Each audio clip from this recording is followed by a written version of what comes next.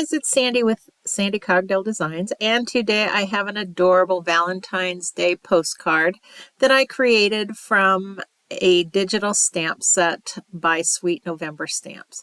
Now, I love digital stamps. I think that they are just the best things in the world. I can rearrange them, I can resize them, I can just create all kinds of fun, creative scenes. Just with the flexibility of being able to manipulate that image. I am using, like I said, Love Letters collection. The little girls are Olivia, which is the one with the kind of auburnish hair, and Madison, the little blonde.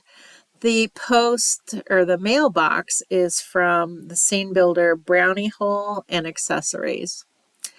I have had people comment that they'd like to see how I color these images, and that's what this video is mostly about, other than just laying out the how I did the heart on the front of the postcard. I am not a colorist. I've been coloring for a while, and I get better every time, but I wouldn't consider myself a colorist. I struggle immensely with backgrounds. They're just really difficult for me.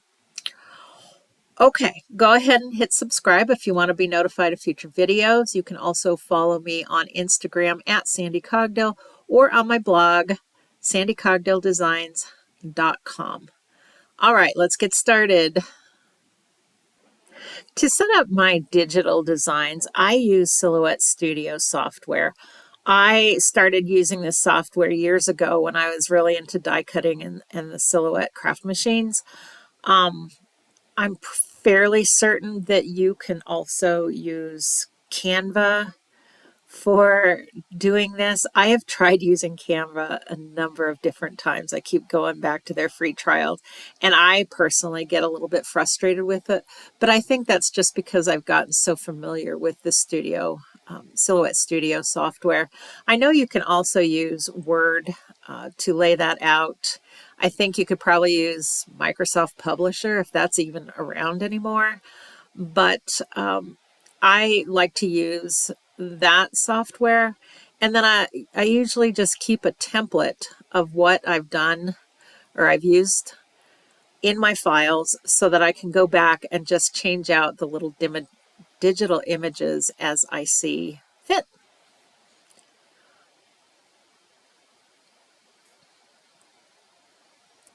All right, starting out, I have my image printed on a piece of Express It blending card. I have it cut to 5 1/4 by 4 inches. I'm going to go ahead and place some temporary adhesive on the back of that card to adhere it to my work surface. I am using a glass mat. It's also magnetic. I pretty much do all of my work on my glass mat just because it's magnetic, number one, and second of all, it is so easy to clean. Even if I get glue on it, I can scrape it off or wipe it off fairly easily. I have cut a heart shape using one of Lawn Fawn's stitched stackable heart shapes. I believe it's the largest one. And I'm going to apply it to my postcard. Now, I have to be kind of careful to not extend over into where the address would be, or that in this case where the sentiment is, and still cover most of my image. I do have a little bit of that postcard or mailbox off on the bottom right, but I couldn't get a heart big enough to cover that and still not go into the sentiment area. So I'm going to be using my Copic airbrush system. I absolutely love this thing for covering large areas of cardstock if I don't want to do any type of ink blending. So I have loaded in RV21 in my airbrush, and I'm just going to go back and forth on that card to just lay in some color. The mask is going to keep that scene area clean and ready for me to color when I'm done doing this.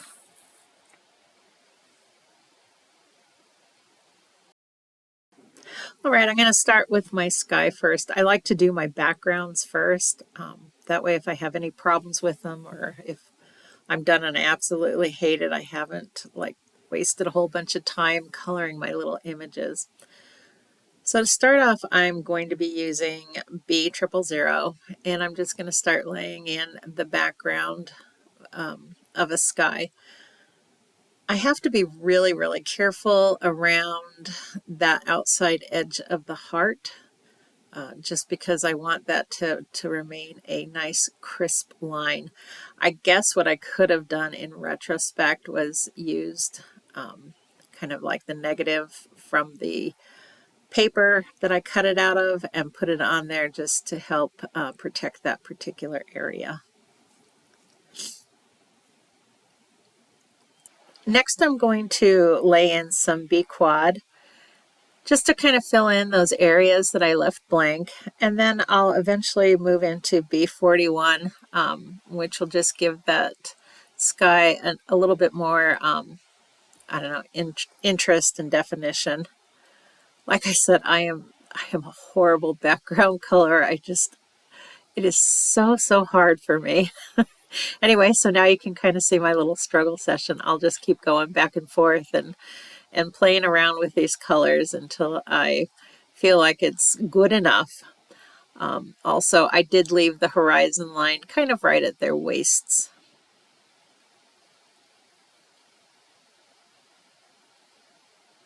Next, I laid in kind of off camera some E31. I wanted some like bare spots in that grassy area, but it didn't really work out that way. So I do wind up covering those areas with some green marker, but that's okay because it still gives it a little bit of different color and a little bit of variation, which is what I was looking for. Next, I'm going to lay in some YG61, and as you can see, I'm kind of just putting those colors up next to the brown that I've colored in. I'm still trying to work with the brown, but eventually you'll see I'm going to give that up and just kind of color in everything green.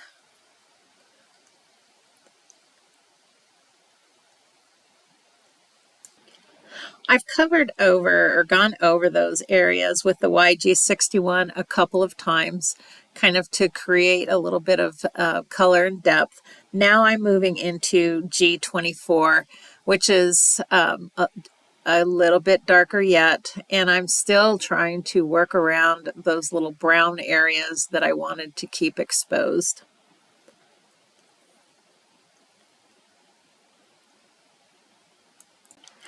And this is where I finally just give up the ghost and start coloring in over the brown. You know, at a certain point, you can't force it. So I started covering up the brown. I thought it looked, good enough. It's just a background. I'm not being judged on my coloring ability or anything else. So I just went with it. So I took my YG61 and kind of went over that whole area, covering in my little brown ground areas. And then I go back in with my G24 and kind of crisp up that line of the heart, just because it's kind of gotten a little bit fuzzy with my coloring. Thank goodness we're done with that background. It is just so stressful. Now we're going to move on to my little girls, and we're going to start with their skin. So I am starting off with E000, just kind of to do the outside edges, and then I fill it in with E00, just kind of to help me wet that paper. And then I'm going to go back in with E11 up along the hairlines, down underneath their chins, anywhere where there might be a little bit of a shadow. And then I also go back over kind of those areas again with just a teeny bit of E04. I will do their cheeks with an R11. But I'm really careful to not overdo that because I don't want them to have bright, shiny, rosy cheeks. I tend to leave those brighter colored cheeks to animals when I color them.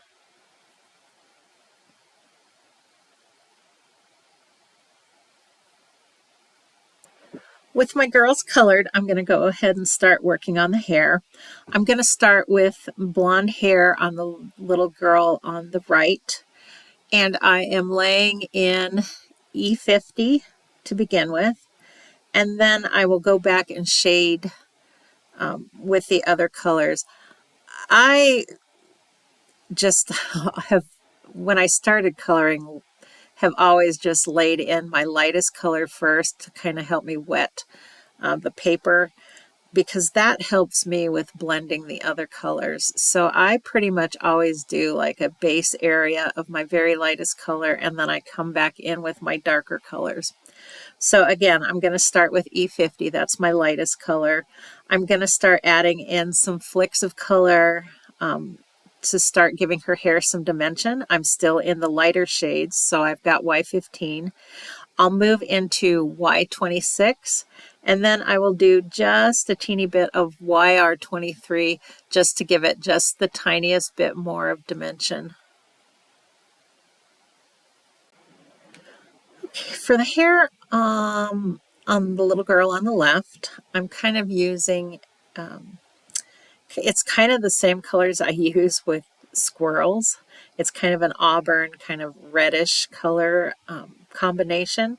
So again, I am going to lay in Y21, which is my very lightest color, and I will go ahead and start shading with YR23, YR24, and YR27. And on her hair, I kind of just break it up into chunks as far as coloring. That helps me also with my shading. So I just kind of do like the front areas, and then I'll go into the side areas and just keep adding color. Again, that YR23, 24, and 27 is probably one of the color combinations I use the most. I just think it is so versatile and perfect for so many different animals and hair. For her dress, I'm going to, I wanted it violet in color, so I'm going to use RV63 as my lightest color. I will move into RV66 and then use V06 just for those darker shadows on that dress. To color in her little sweater jacket, I am going to be using RV10. That is kind of my base color. I'll move into RV13, which is my mid color, and then finish up with RV14. Again, it's just shading. And then later in the video, I decide that her sweater needs a little bit extra. It seems a little bland. So I just go back in with my RV14 and add in some little polka dots.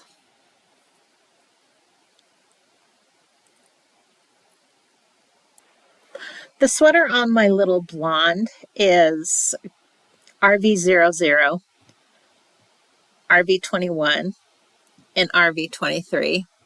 Again, I'm laying in that light color, wetting my paper, and then going back in and blending. And then I'm going to take my R27, I believe, and just give her a couple of stripes down at the bottom of the sweater and a stripe at the bottom of that one sleeve. I just think that kind of adds just a little bit more interest to my scene. Her little pants are red since she's all dressed up for Valentine's Day. So the reds I'm using for this are RV14, RV27, and RV39. That is also one of the color combinations I use for reds, probably the most often. So again, I'm laying in my lightest color first. I'm going back in with my medium color to do a little bit of shading and finish up with the darkest color just in a few little areas.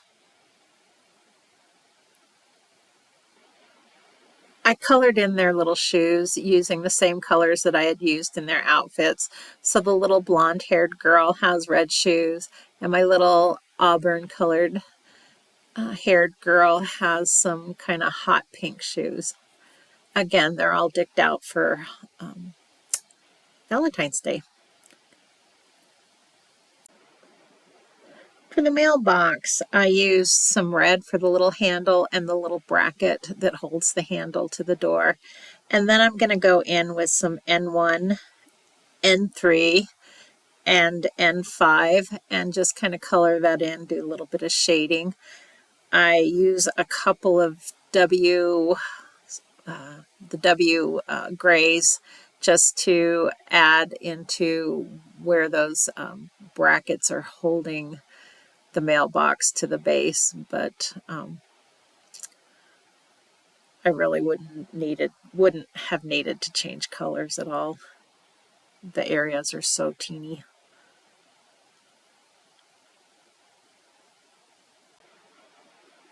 For the mailbox post, which is really a wood branch, I am using E31, E35, and E37.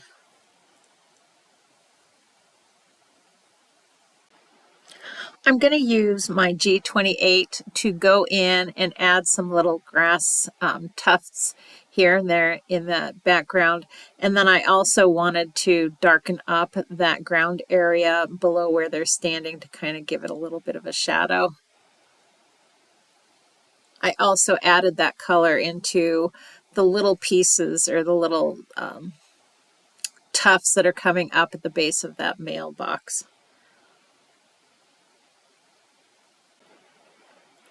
Now that I have my image colored, I decided that that background was kind of bland. It just needed a little bit extra. So I've taken some mint tape and just kind of torn off pieces.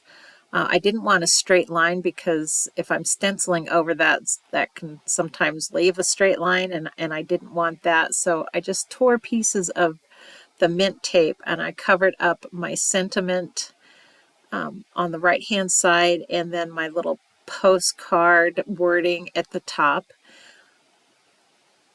I put some more adhesive, temporary adhesive on the back of that card, and then I'm just going to use a stencil to lay in some little hearts to add a little bit of interest to the background.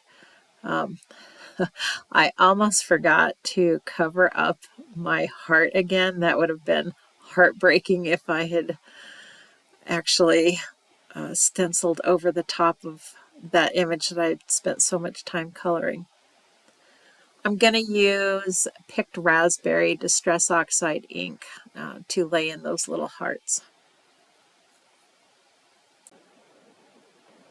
To add a little bit more interest to that background, I used the stamp set, the clear stamps from the year-round Postmarks stamp set, and the same color ink, and I'm just going to go around that background and just stamp in some little postmarks and some of the little postmark cancellation lines, just to add just a little bit more.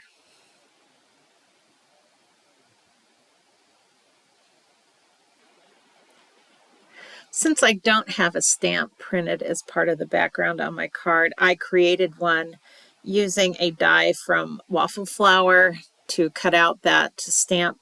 And then I used their Valentine, I think it's called Postage Collage Love, to kind of heat emboss a few little hearts and that little money symbol on the stamp. And then I will get that adhered to my card along with removing my masking for my background. And we are just about done with the card.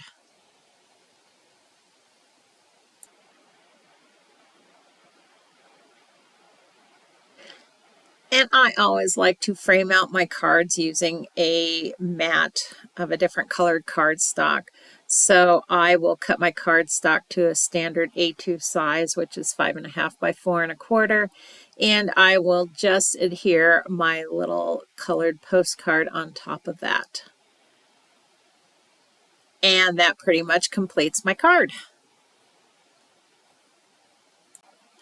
Thank you so much for spending some time with me today. I hope you enjoyed this process video.